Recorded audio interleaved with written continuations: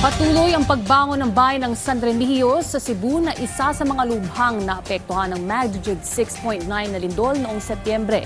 Patuloy na nakikipag-ugnayan ng lokal na pamahalaan sa pribadong sektor para matulungan ang mga kababayan nating nawalan ng tirahan. Yan ang ulat ni Jessie Atienza ng PTV Cebu. Nagsama-sama sa gymnasium ng bayan ng San Remigio ang nasa 225 na mga pamilya.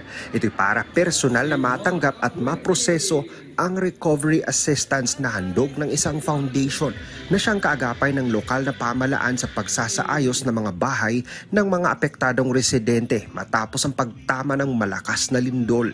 Bawat benepisyaryo ay nakatanggap ng vouchers na siyang gagamitin sa pagbili ng construction materials, semento, may cash din na pambayad sa labor o paggawa ng bahay. 10,000 pesos cash voucher ang nakalaan para sa partially damaged na bahay, habang 30,000 pesos naman para sa totally damaged. We want to empower them. We want to have this dignified na mga for the beneficiaries. So, para they have the option na ito yung mga construction materials yung pipiliin namin based on our need. Actually, to me, that's the light at the end of the tunnel. Tungod kay kung kami-kami lang, na, grabe yun. The problems will just be too enormous to be solved by us alone ba. We've already have problems with our government infrastructures.